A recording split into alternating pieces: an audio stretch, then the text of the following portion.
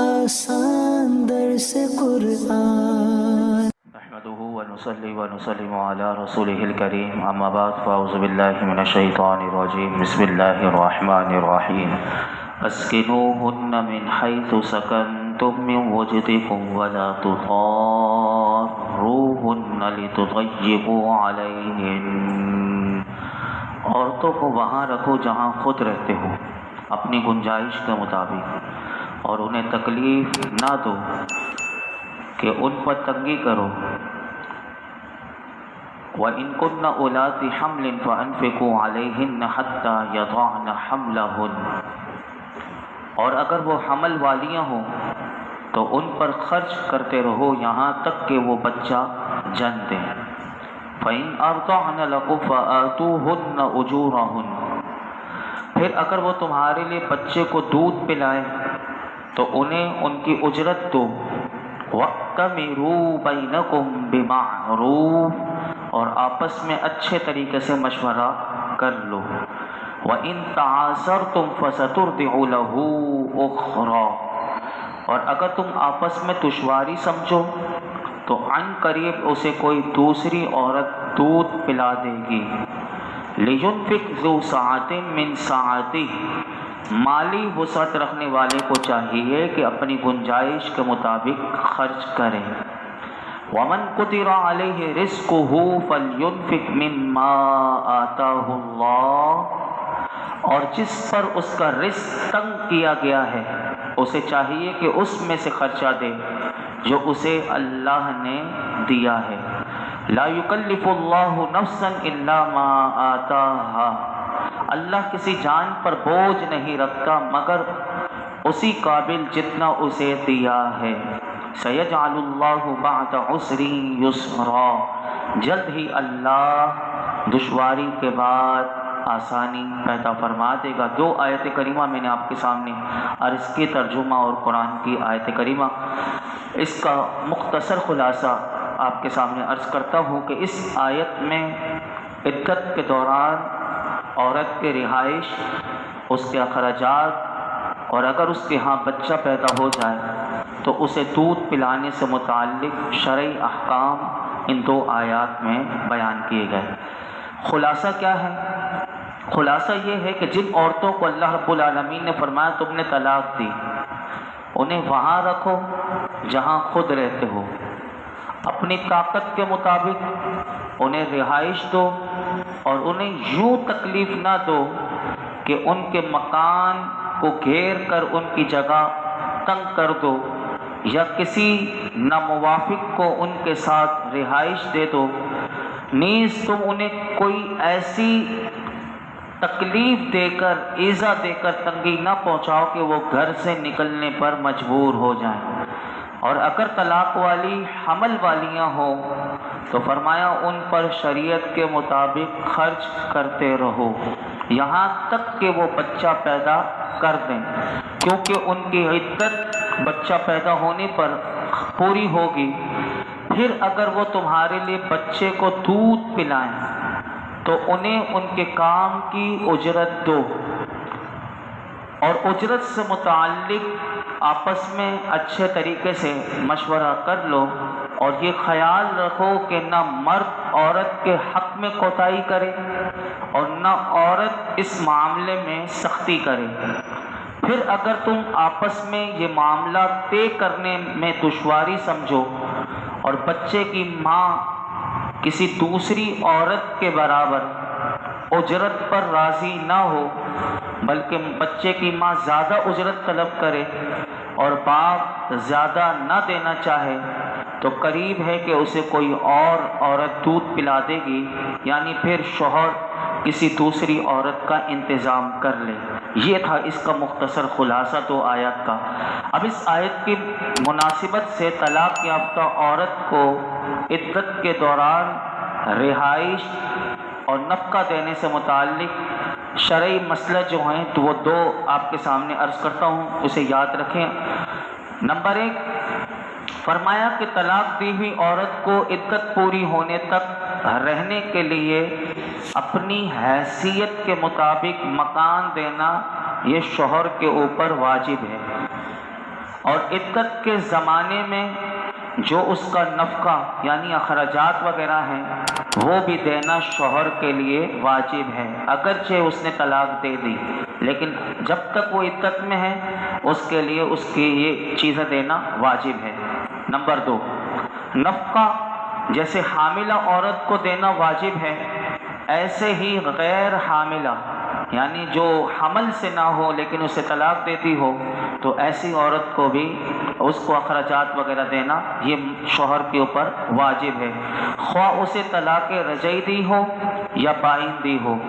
اسی طرح اس آیت کریمہ میں تیسری بات جو فرمائی بچے کو دودھ پلانے سے متعلق، اس کے متعلق بھی شرعی احکام ہیں، وہ بھی سن لیجئے۔ نمبر 1 کہ بچے کو دودھ پلانا ماں پر واجب نہیں، یہ باپ کی ذمہ داری ہے کہ اجرت دے کر دودھ پلوائے، لیکن اگر بچہ ماں کے سوا کسی اور عورت کا دودھ نہ پیے یا باپ فقیر ہو، تنگ دست ہو، تو اس حالت میں ماں پر دودھ پلانا یہ واجب ہو جاتا ہے۔ بچے کی ماں جب تک اس کے باپ کے نکاح میں ہو یا طلاق رجعی کی عدت میں ہو تو ایسی حالت میں دودھ پلانے کی اجرت لینا اس عورت کے لیے جائز نہیں، کہ اگر طلاق رجعی والی عدت ہو یا اس کے نکاح میں جب تک ہے تو ایسی صورت میں وہ اجرت نہیں لے سکتی۔ عدت کے بعد اگر لینا اس عورت کے لیے جائز۔ نمبر 2، کسی عورت کو معین اجرت پر دودھ پلانے کے لیے مقرر کرنا بھی جائز، اگر اس کی ماں نہیں پلا رہی اور کوئی اور عورت دودھ پلائے اور اس پر اجرت مانگے تو اجرت دینا یہ ضروری اور اسے اجرت پر رکھنا بھی جائز اور بچے کو دودھ پلایا جائے گا۔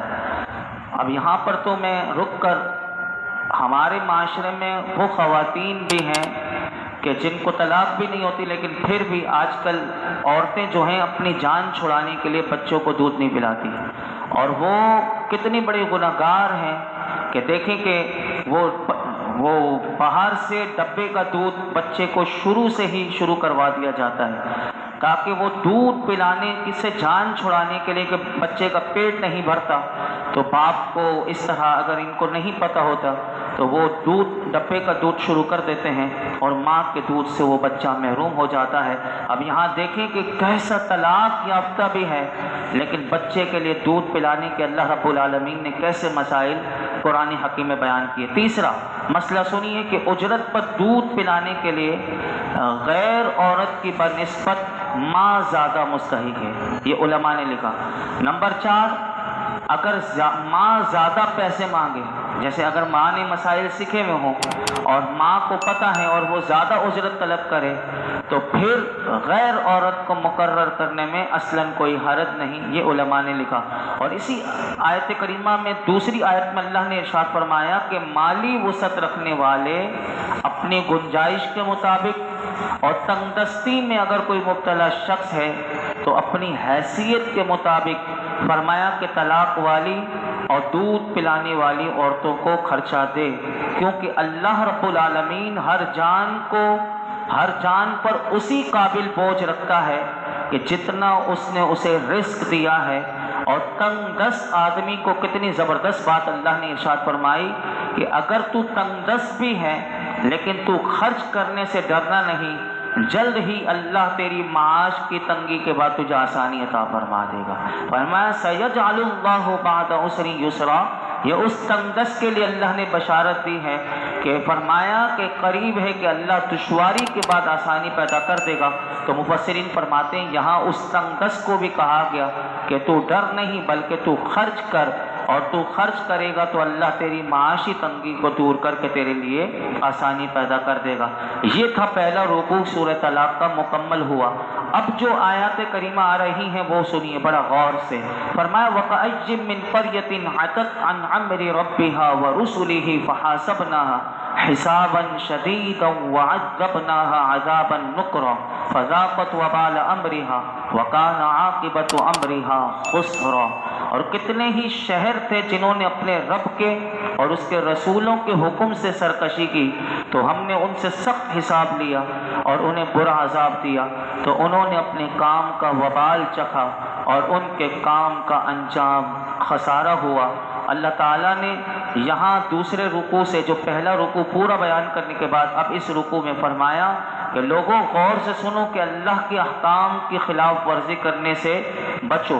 یعنی اس اب جو مضمون ہے لوگوں کو بتایا جا رہا ہے اور ڈرایا جا رہا ہے کہ فرمایا کہ دیکھو کتنے تم سے پہلے کتنے ہی شہر والے ایسے تھے کہ جنہوں نے اپنے رب کے حکم اور اس کے رسولوں کے احکام سے بغاوت کی، سرکشی کی، تو ہم نے ان سے ان کے اعمال کا پھر سخت حساب لیا اور انہیں برا عذاب دیا.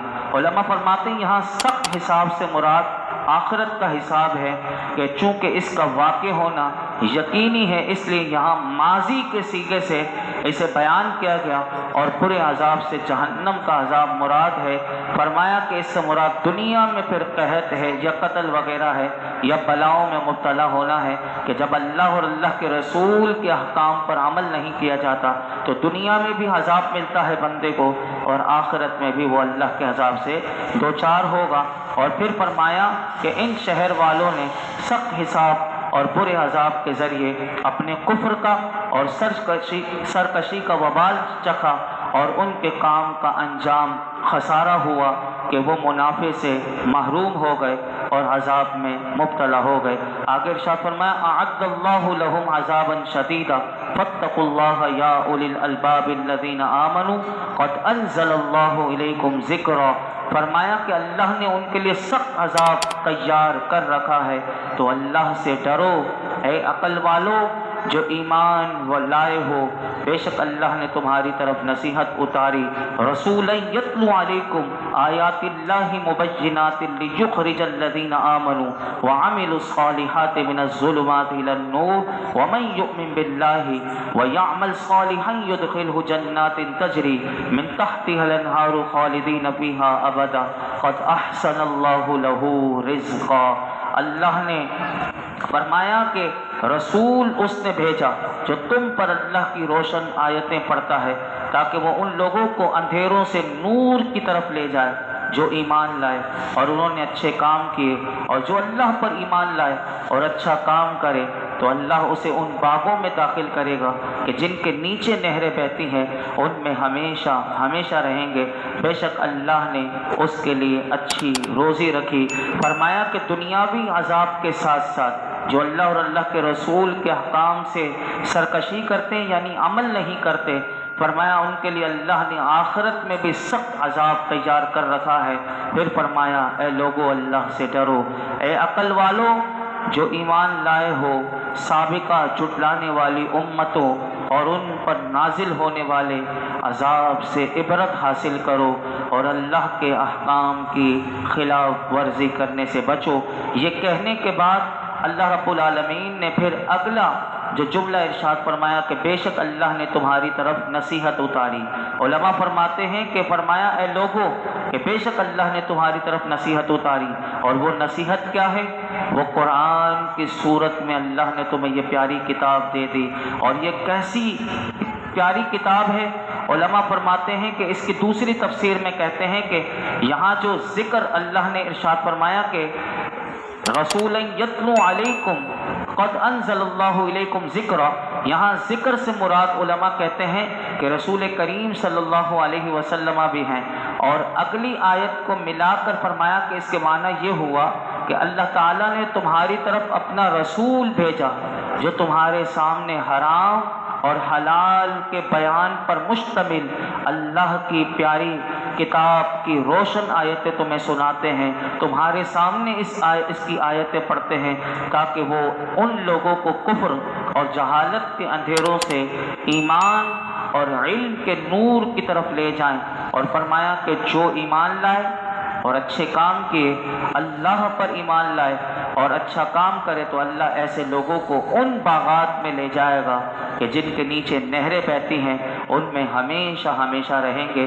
بے شک اللہ تعالیٰ نے اس کے لیے اچھی روزی یعنی جنت رکھی ہے کہ جس کی نعمتیں ہمیشہ باقی رہیں گی اور جنت کی نعمتیں کبھی منقطع نہیں ہوں گی. ان دو آیات سے 7 مسئلے معلوم ہوئے. نمبر 1، کفر اندھیرا ہے اور اسلام روشنی ہے. کفر اندھیرا ہے، اسلام روشنی ہی روشنی ہے۔ نمبر 2، اللہ تعالیٰ نے، علماء کہتے ہیں، کفر کے لیے ظلمات کا لفظ استعمال کیا اور اسلام کے لیے نور کا لفظ استعمال کیا، یعنی واحد کا صیغہ استعمال کیا۔ تو اس سے اشارہ اس طرف ہے کہ کفر ہزاروں قسم کا ہے، کفر ہزاروں قسم کا ہے، لیکن اسلام ایک ہی ہے، اسلام ایک ہی ہے۔ نمبر 3، فرمایا کہ نبی اکرم صلی اللہ علیہ وسلم کفر سے ایمان کی طرف، جہل سے علم کی طرف اور فسق سے تقوی کی طرف نکالتے ہیں۔ یعنی یہ میرے آقا کی شان ہے کہ حضور جو ہیں کفر سے ایمان کی طرف لے جاتے ہیں، اور اللہ نے حضور کی شان یہ بیان کی کہ وہ جہل سے علم کی طرف لے جاتے ہیں اور فسق یعنی گناہ سے حضور تقوی کی طرف لے جاتے ہیں۔ نمبر 4، اس 2 آیات سے یہ بھی پتہ چلا کہ ایمان عمل سے مقدم ہے، یعنی ایمان نہ ہو انسان اچھے کام کرتا رہے، اللہ کی بارگاہ میں کوئی اجر نہیں۔ ایمان ہے اور پھر اعمال صالحہ ہیں، تو اسی لیے فرمایا نمبر 5 کہ نجات کے لیے ایمان کے ساتھ ساتھ اعمال کی بھی ضرورت ہے۔ نمبر 6، اللہ تعالیٰ ایک مومن کو کئی باغات عطا فرمائے گا، یعنی کئی جنتیں عطا فرمائے گا، اور یہ سورہ رحمان میں ہم سماعت کر چکے ہیں۔ نمبر 7، جنت میں ہمیشگی ہے، وہاں نہ موت آئے گی اور نہ وہاں کبھی وہاں سے نکلنا ہوگا۔ دنیا میں تو عارضی ہے، یہاں سے نکلنا بھی ہے، دوزخ سے بھی انسان اگر کفر کر کے دوزخ میں گیا تو وہاں سے بھی کبھی نکلنا نہیں، لیکن ایمان پر اس کا خاتمہ ہوا اور وہ جنت میں گیا تو ہمیشہ کی جنت ہے۔ آخری آیت کریمہ سورہ طلاق کی، اور پھر انشاءاللہ کل ہماری نئی سورت کا آغاز ہوگا اور وہ سورہ تحریم۔ آخری آیت کریمہ میں بیان کر کے اپنی گفتگو سمیٹتا ہوں۔ فرمایا اللہ الذی خلق 7 سماوات ومن الارض مثلہن يتنزل الامر بينهن لتعلموا ان الله على كل شيء قدير وان الله قد احاط بكل شيء علما۔ اللہ وہی ہے جس نے 7 آسمان بنائے اور انہی کے برابر زمینیں، حکم ان کے درمیان اترتا ہے تاکہ تم جان لو کہ اللہ ہر شے پر خوب قادر ہے، اور یہ کہ اللہ کا علم ہر چیز کو گھیرے ہوئے ہے۔ اللہ تعالیٰ نے ارشاد فرمایا، اے لوگو، اللہ وہی ہے کہ جس نے اپنی کامل قدرت سے 7 آسمان بنائے اور 7 ہی زمینیں بنائی، اور اللہ کا حکم ان سب میں یعنی آسمانوں میں بھی زمین میں بھی جاری اور نافذ ہے، اور تم یہ سمجھ لو کہ اللہ ہر شے پر قادر ہے، اور یہ کہ اللہ کا علم ہر چیز کا احاطہ کیے ہوئے ہے، لہٰذا اس کے لیے مردوں کو زندہ کرنا اور ساری مخلوق کا حساب لینا کوئی مشکل نہیں۔ دیکھیے کہ کیسے بار بار انسان کو یہ بات باور کروائی جا رہی ہے کہ مرنے کے بعد دوبارہ اٹھنا ضرور ہے، حساب دینا ضروری ہے۔ دنیا میں اگر کسی کا حساب کتاب ہے تو دنیا میں چکا لو، کسی کا دینا ہے تو دے دو، لینا ہے تو لے لو، اگر نہیں دیتا تو وہ قیامت کے دن دے گا، لیکن تم نے اگر کسی کا حساب کتاب دینا ہے تو دنیا میں دے دو۔ یہ دیکھیے بار بار انسان کو یہ سبق آخرت کا پڑھایا جا رہا ہے۔ اللہ ہمیں فکر آخرت بھی نصیب فرمائے اور اچھے اعمال کی توفیق بھی عطا فرمائے۔ ہم اللہ کا شکر ادا کرتے ہیں کہ سورہ طلاق آج مکمل ہوئی، کل انشاءاللہ سورہ تحریم کا آغاز ہوگا۔ اللہ رب العالمین ایمان و عافیت کے ساتھ، صحت کے ساتھ اور اخلاص کے ساتھ اللہ ہمیں قرآن حکیم سیکھنے، سکھانے، عمل کرنے کی توفیق عطا فرمائے۔ الحمدللہ رب العالمین والصلاة والسلام علی سید الانبیاء والمرسلین وعلی آلہ واصحابہ اجمعین۔ یا اللہ پاک جو کچھ سنا اس میں کوئی غلطی کوتاہی ہو معاف فرما دے، اپنی بارگاہ میں قبول فرما، اسے ہماری بخشش اور نجات کا ذریعہ بنا دے، ہماری قبر کا نور بنا دے۔ اے اللہ ہم سب کو اعمال صالحہ کی توفیق عطا فرما، ہر قسم کے گناہوں سے بچنے والا بنا دے، ہمارے ماں باپ کی ساری امت مسلمہ کی بے حساب مغفرت فرما۔ اللہ ہمیں شکر کرنے والی زبان و دل دے دے، یقین کامل نصیب فرما، اخلاص کی دولت عطا فرما، ہر عمل میں اخلاص دے دے، ریاکاری، تکبر، بناوٹ بغض، کینہ، غیبت، چغلی، سارے گناہوں سے بچنے والا بنا دے۔ آج تک جتنی دعائیں کی ہیں پروردگار عالم آئندہ کریں گے ہماری تمام دعاؤں کو قبول فرما۔ وصلی اللہ تعالی علی خیر خلق محمد وعلی آلہ وصحبہ اجمعین۔